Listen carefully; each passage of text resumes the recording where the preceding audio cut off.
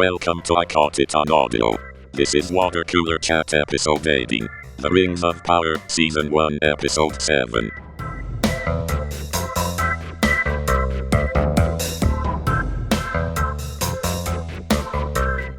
Hello and welcome to another episode of I Got It on Audio. We're continuing our Water Cooler Chat series on the Amazon Prime show, The Lord of the Rings, The Rings of Power. Today we're going to be covering episode 7 of season 1. Brief synopsis off the Amazon website here. Survivors of a cataclysm try to find safety. The Harfoots confront evil. Durin is torn between friendship and duty. Adar considers a new name. I like the Amazon summary better than the Wikipedia one because it gives you absolutely no information. fewer names. Yes, Adar is the only name I need to know how to pronounce. And I'm still not convinced I pronounced that correctly, but at any rate. We started off the episode with the aftermath of the eruption of Mount Doom. It's hard to believe, but all of our main characters survived. Well, actually, we did. No, I'm sorry. We don't know. Sadly, we don't know. We're pretty sure Isildur is dead. Yes, and he has no further part to play in this grand story. Has been confirmed dead by no one finding the body. No one went to check, and therefore he is dead, and definitely won't appear later. And his horse running off has nothing to do with anything. Nothing to do with it. I do like the horse running off to go save him, kind of as a nod to the whole Aragorn's horse going and saving him. 3,000 years later. They've been setting it up with talking about the connection between the horse and his rider and stuff. So it's good. We will get a payoff for that next week. But this is my one dislike about this series is that we know a lot of the characters just can't die. Like we know their story. So Galadriel's not going to die. Isildur's not going to die. So there's no concern about that. What is interesting though is they presented Galadriel's husband as dead. Yeah, they acknowledged his existence, they finally acknowledged his existence and said that he died in battle. Yeah, or she said, I mean, of course they left themselves the wiggle room because we know. I don't think the Tolkien estate would let them just kill off Celeborn. So we know that they've left themselves enough wiggle room. Like she never saw him again, quote unquote, which means he's around there somewhere, captured on another, who knows? But yeah. Mm-hmm.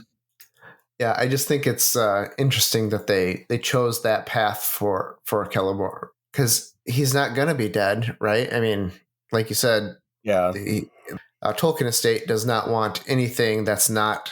They don't want anything that's canon to be changed, contradicted, right? Exactly, contradicted. So and I guess they wanted her to be on her own. They didn't even hint to the fact that she had been married. We know, spoiler alert. Their child marries Elrond later on, Celeborn and Galadriel. But the way that's a thing that was confusing me initially that they've begun to address by acknowledging the existence of Celeborn. Yeah. So I presume at some point in the next handful of seasons he will appear and we'll go on from there. But they acknowledge his existence, which is I'm like, okay, good. They didn't just decide to omit that fact altogether. That's good, I guess. And Celeborn, jumping ahead to a different story briefly while we're talking about Elrond, they do acknowledge that he's half elven, which was one of those things that was kind of nice to. They don't have to. They don't bother in the Peter Jackson trilogy to acknowledge that. Right. But it was kind of nice as for book readers to be like, oh yeah, okay, good. Though they're acknowledging that. That's. I think this is the second time they've acknowledged that, honestly, because I think he's talked about one of his parents being a human. So whether it was directly when he was telling the story about his dad flying off to the gods or something, sailing off. He sailed west to Valinor to beg for the intervention from the Valar.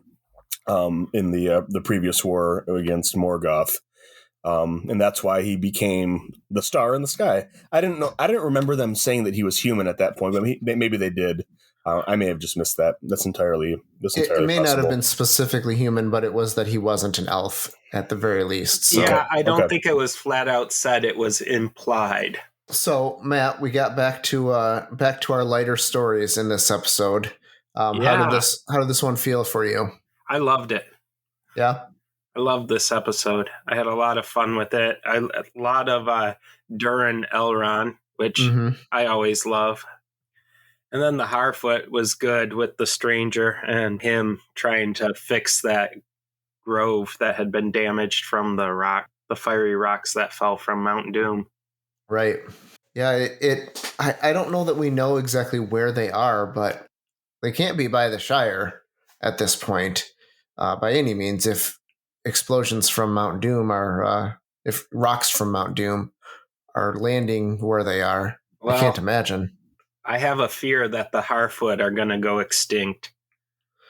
I think there's a reason we don't hear from them anymore. Well, I think they evolve into what we know as the hobbits, which could mean that most of them die, or it could mean that it's over 2,000 years. They're acknowledged by the outside world, and they're called hobbits at that point, but they call themselves Harfoots. Not really sure yet, but yeah, they could die out, mostly die out, and then the few remainders begin the hobbits. That's entirely possible. Dan, do you know are the Harfoots in the original Tolkien legends at all, or is this an Amazon invention?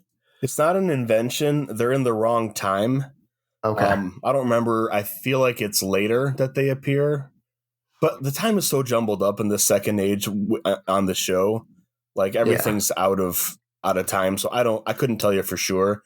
I know they're not supposed to be concurrent with some of the major events, but they do exist, and they are mentioned as being what becomes hobbits or the antecedents of hobbits. It's also mentioned, interestingly, that they are browner of skin than the hobbits, which it's a nice little FU to all the white pride Tolkien fans who are like, everybody's white in the in the Lord of the Rings. Like, that's not even actually factually true, know. So, but yeah, no, they exist. They're a Tolkien invention. They're just time's all jumbled up, and they're compressing it all to make it all work, and that's fine.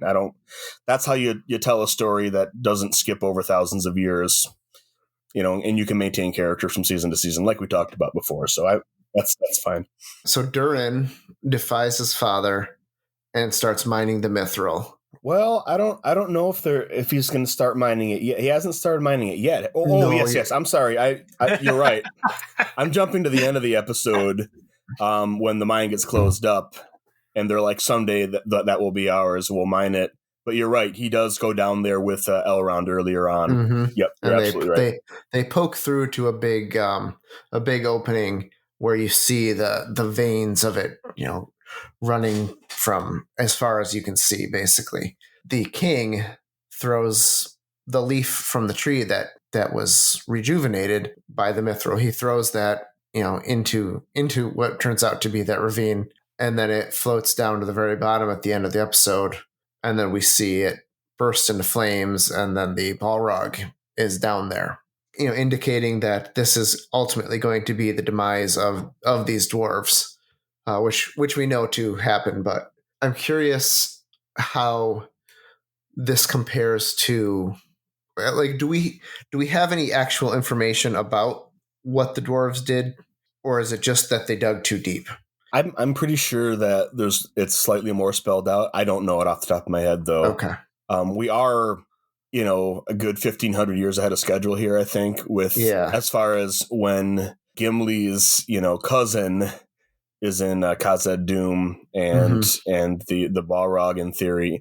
So it's a nice like nod to that's the thing that's awakened. But I mean, I guess there are multiple Balrogs, I think. So yes, perhaps this is one that will be involved in this story, and then we'll settle back down, or the same one will settle down and be dormant for centuries and come back later.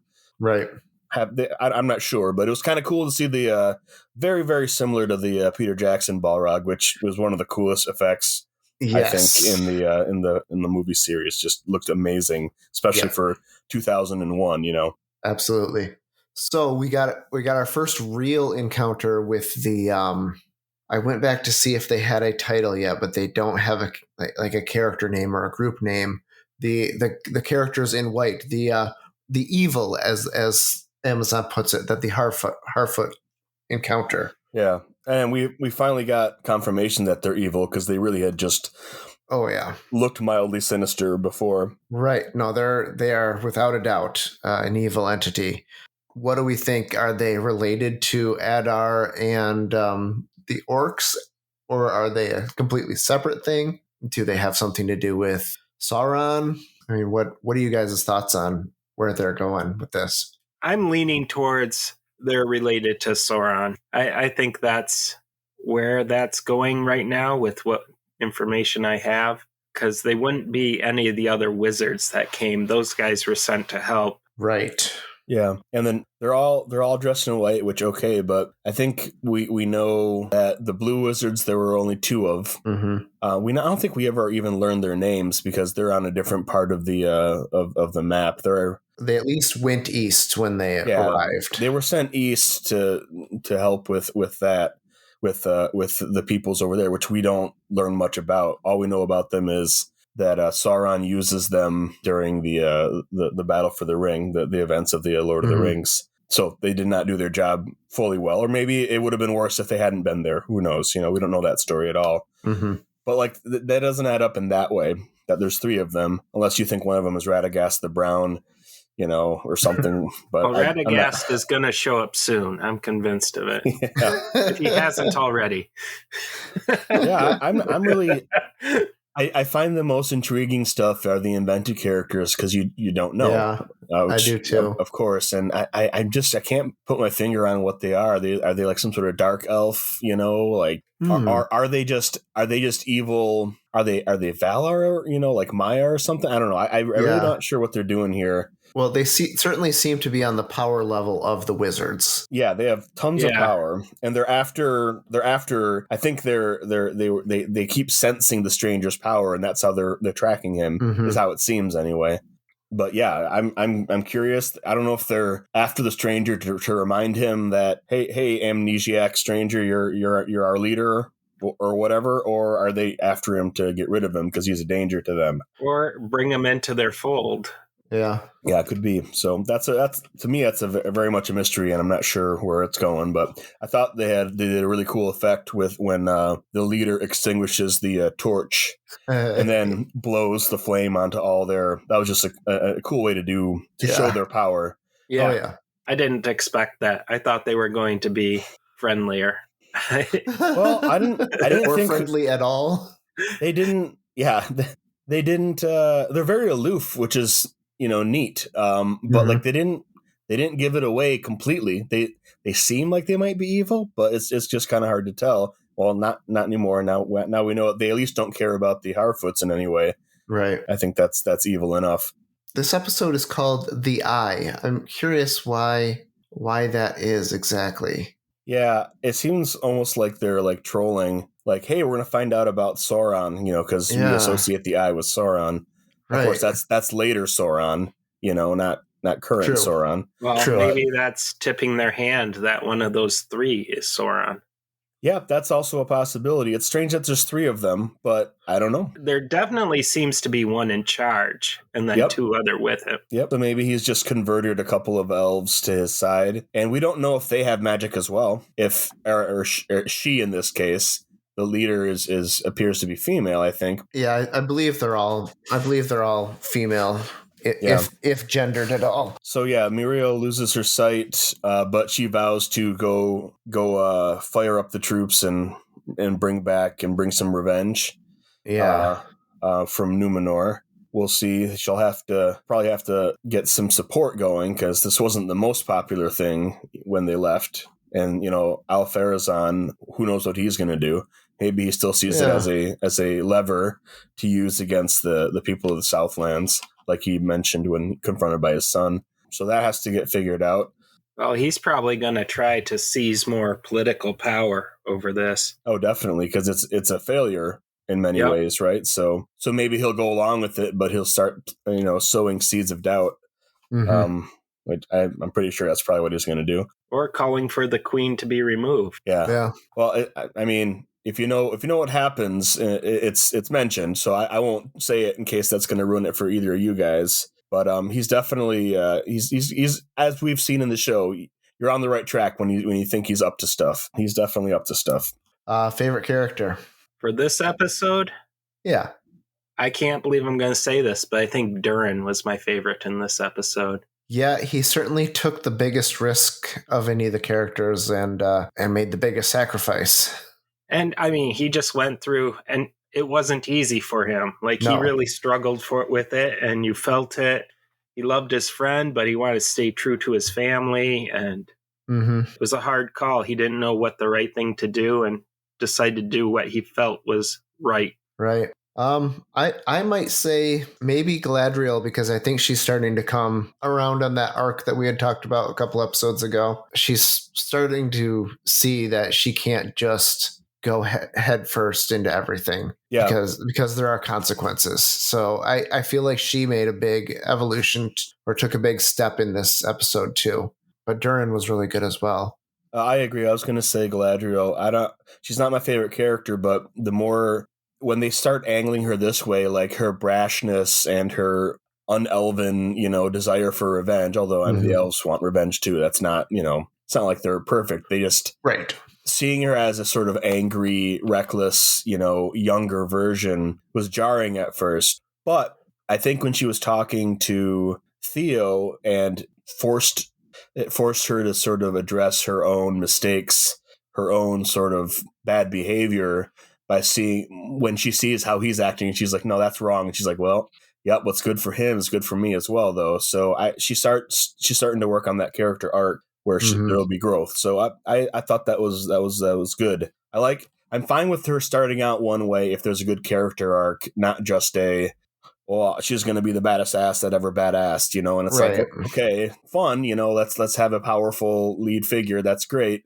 But what's much more interesting is that bravado being in error, being blinded, and then there being a character arc where she can learn to become wise as she is in the third age. Yeah. So I thought that was great. So yeah, I agree. That's what I was going to say as well. Galadriel in this, she's not my favorite character overall, but I liked the progress she made in this episode. That was pretty great. Any changes in thought as to who is Sauron? I think everybody was pretty convinced last time that it was Halbrand was going to evolve into Sauron.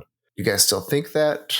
I'm not as convinced anymore, but I have no idea who would be. I think it might be the leader of those three weird people in white. That doesn't quite sit right with me, and I'm not sure why. Maybe it's because I don't think that those characters would seek help from the elves to make the rings, and that we know that's a pivotal point in the evolution of Sauron's gain of power. He has to convince them, to make the rings so that he can. And in the end, Halbrand seems like he's going to be good. But if you'll remember what he said way back in Numenor in the prison when he's trying to give Galadriel advice, how do you control people, get them to do what you want? You have to. He says something to the effect of you have to create something that they need, and then you provide it for them. Right. And it's like, that just seems... there was nothing in this episode that made me think that Halbrand was... Well, he was presumed dead for most of it.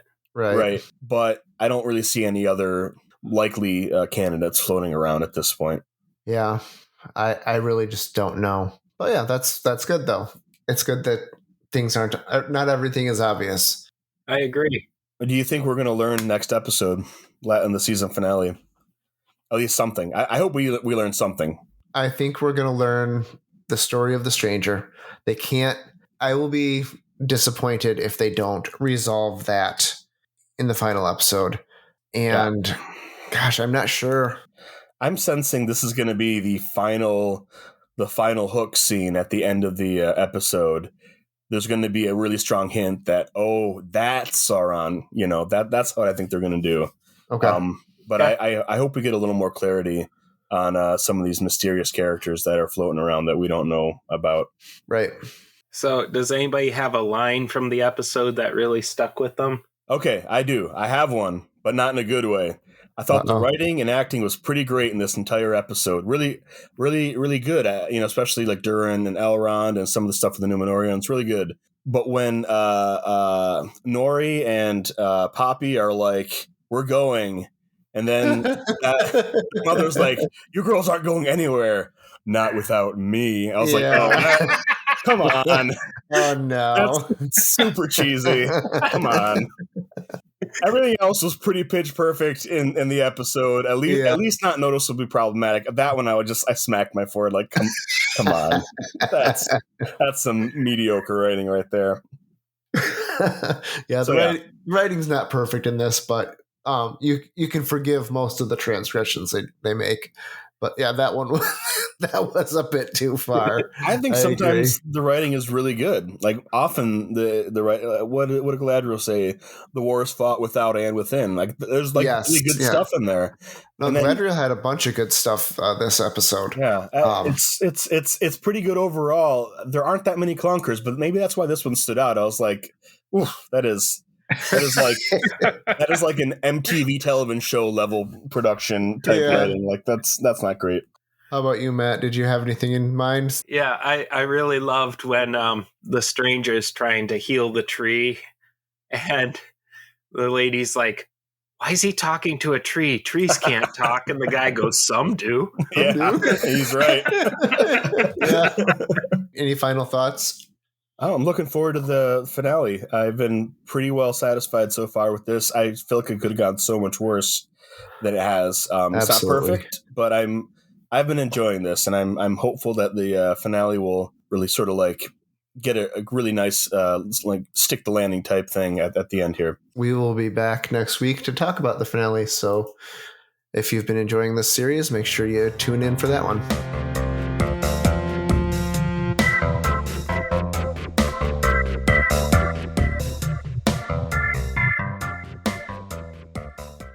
I caught it on audio.